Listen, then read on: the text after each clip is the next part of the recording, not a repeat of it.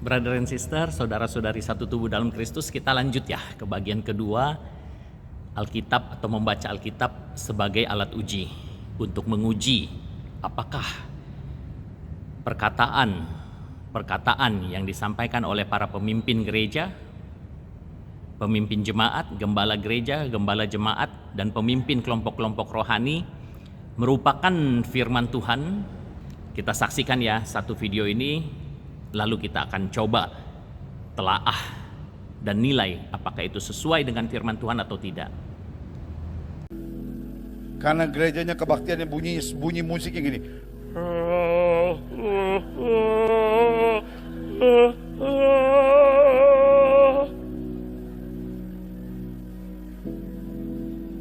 Itu bukan gereja, itu kuburan.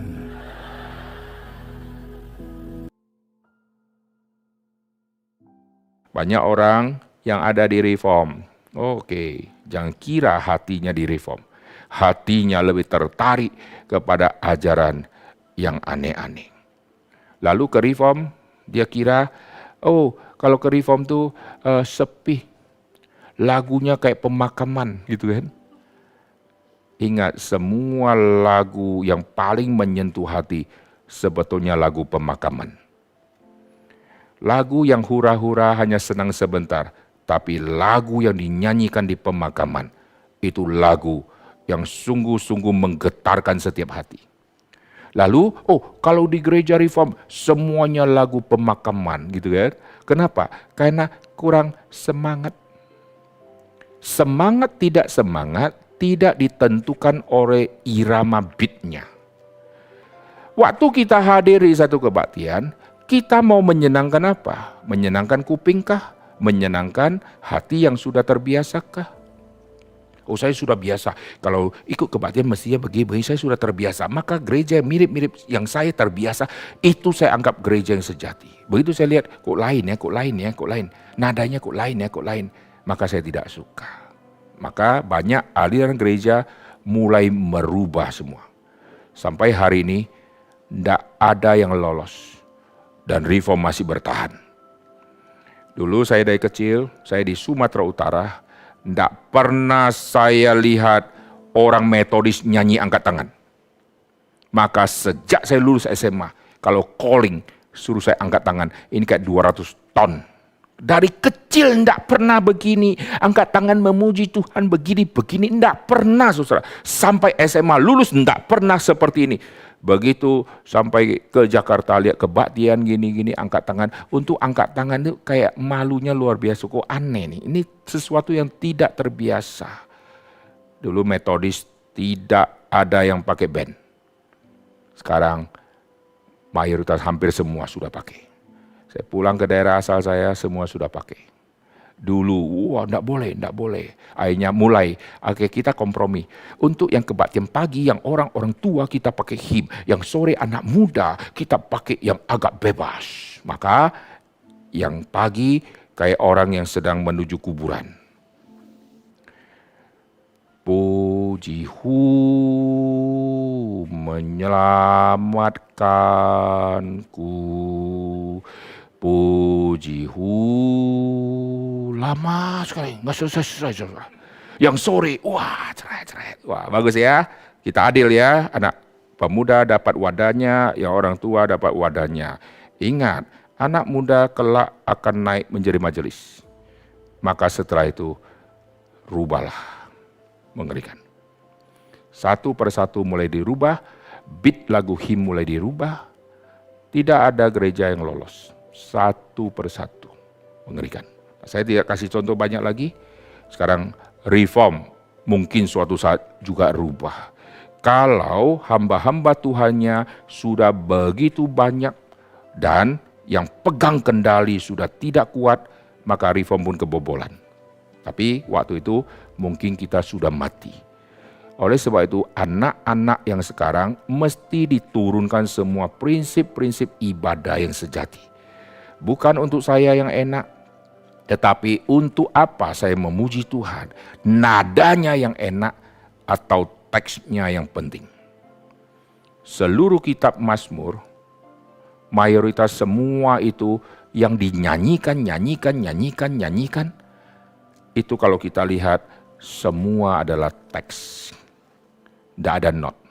Berarti nada sama teks lebih penting. Nada kurang penting. Sekarang yang ada nadanya penting. Teksnya amburadul, tidak masalah. Pokoknya nadanya sudah enak. Ini bahaya. Zaman sudah berubah. Di zaman Alkitab Tuhan kasih teksnya, notnya tidak. Karena teks itu melampaui not. Teks yang membuat iman manusia untuk bertumbuh. Maka Injil dinyanyikan. Teks-teks itu bicara tentang mazmur mesianik. Injil yang dinyanyikan. Sekarang nyanyi tidak ada Injilnya, yang ada notnya, nadanya, nangis-nangisnya, lagu yang bisa buat loncat-loncat dan seterusnya, itu yang dianggap kebaktian. Brother and sister, saudara-saudari satu tubuh dalam Kristus dimanapun kalian berada, sedih kan lihat video itu. Bagaimana mungkin seorang pelayan Tuhan dan pelayan sesama tega melakukan itu, tega mengatakan itu. Pertama, bukankah Yesus Kristus Tuhan dan Juru Selamat kita sebagai kepala gereja, hanya Dia yang berhak untuk menilai apakah ibadah kita, seluruh ibadah kita, layak atau tidak. Bukan manusia.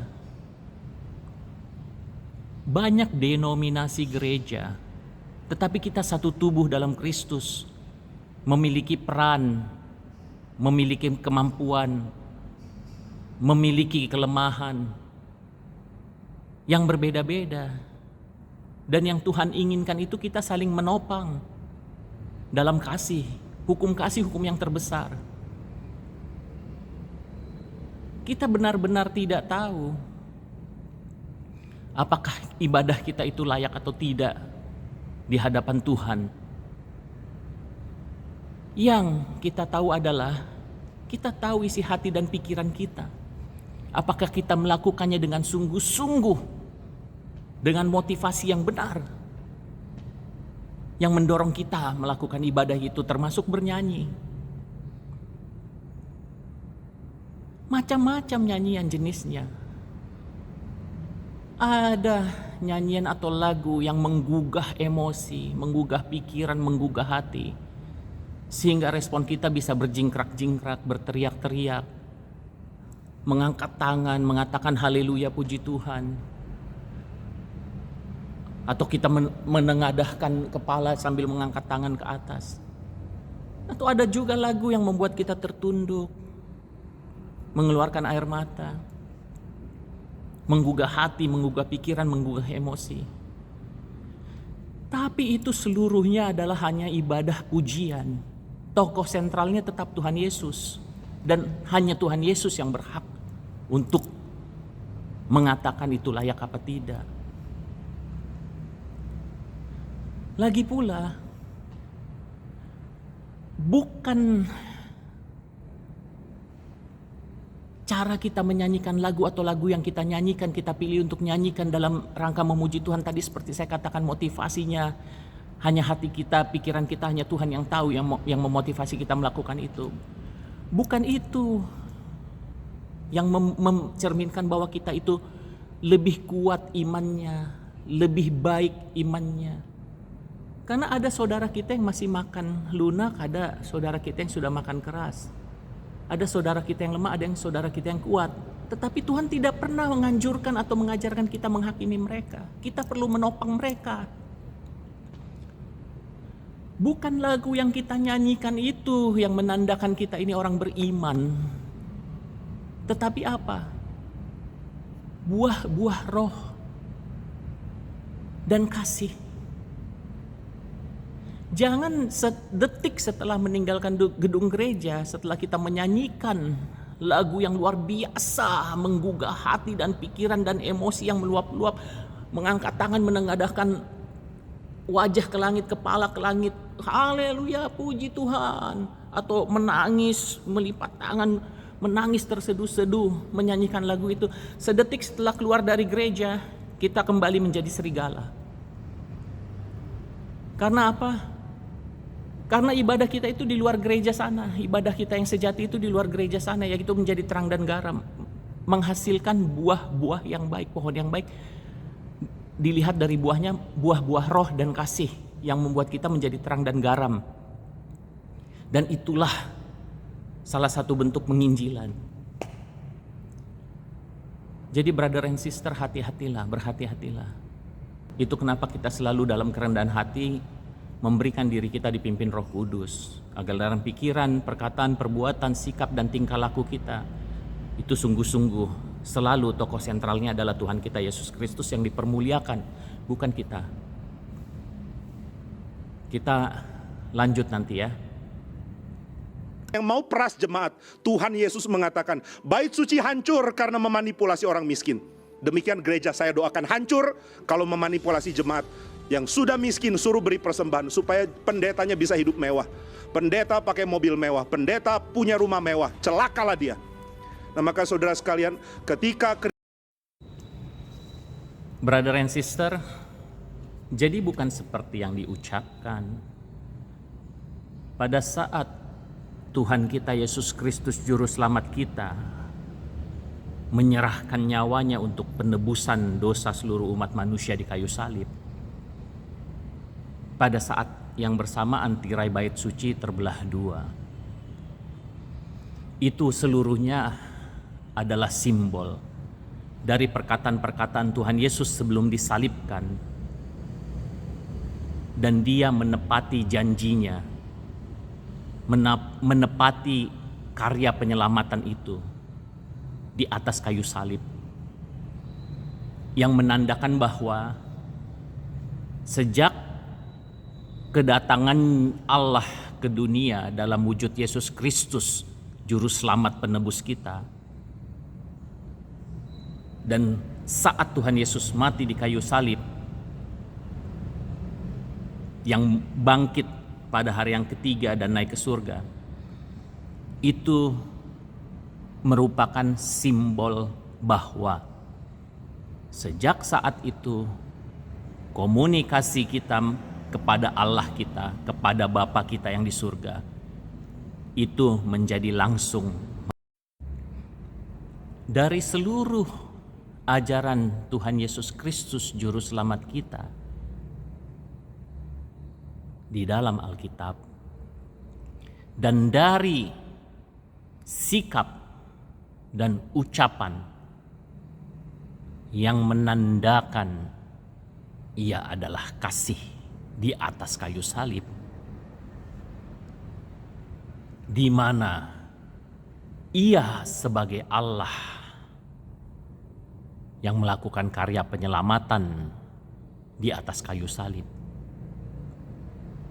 Apa yang ia ucapkan terhadap orang-orang yang memperlakukan dia seperti itu adalah karya penyelamatan yang memang harus demikian, yang harus memang terjadi demikian yang dimaksudkan oleh Allah.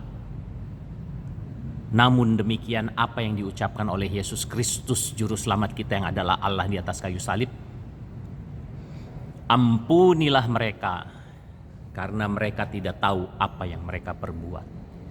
Bayangkan setelah apa yang dia terima seluruh perlakuannya itu sampai dia harus mati di kayu salib dalam karya penyelamatan, dia mengatakan ampunilah mereka karena mereka tidak tahu apa yang mereka lakukan. Karena memang mereka itu dianggap Tuhan tidak tahu, karena itu adalah seluruhnya adalah karya penyelamatan Allah, kekuasaan Allah, dan harus dilakukan demikian.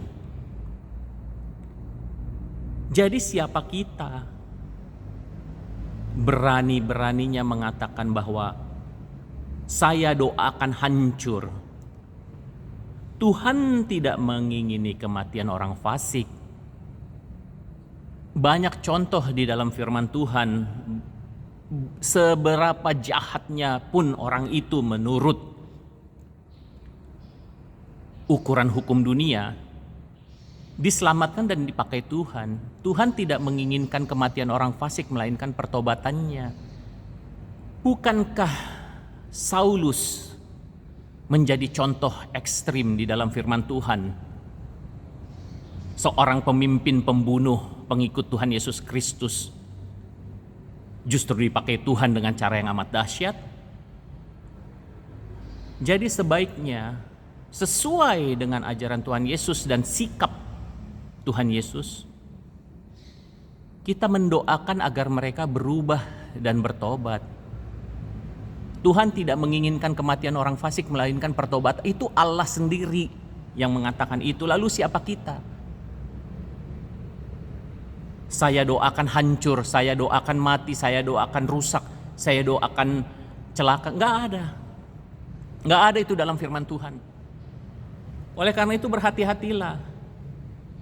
Ketika kita akan menyampaikan firman Tuhan atau berkhotbah atau menyampaikan materi-materi rohani, kita mundur ke belakang, biarkan Roh Kudus di depan memimpin kita, memimpin indera kita, memimpin cara berpikir kita, memimpin hati kita, memimpin ucapan kita. Itu pentingnya hidup kudus, itu pentingnya biasa dalam ketenangan yang tinggi, dalam bimbingan Roh Kudus, dalam ketenangan yang tinggi. Biarkan Roh Kudus di depan memimpin kita. Biarkan yang kita sampaikan itu 100% sesuai dengan maksud Tuhan.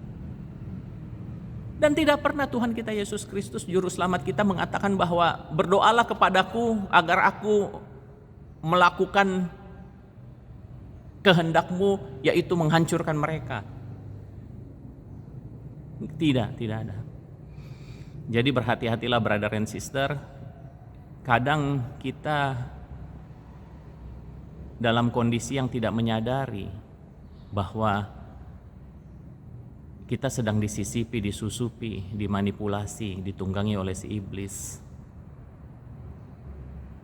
Oleh karena itu, penting kita membaca Alkitab dan minta bimbingan Roh Kudus untuk memperoleh pemahaman yang benar, dan kemudian kita mengaplikasikannya dalam kehidupan kita, dalam buah-buah roh dan dalam kasih. Amin.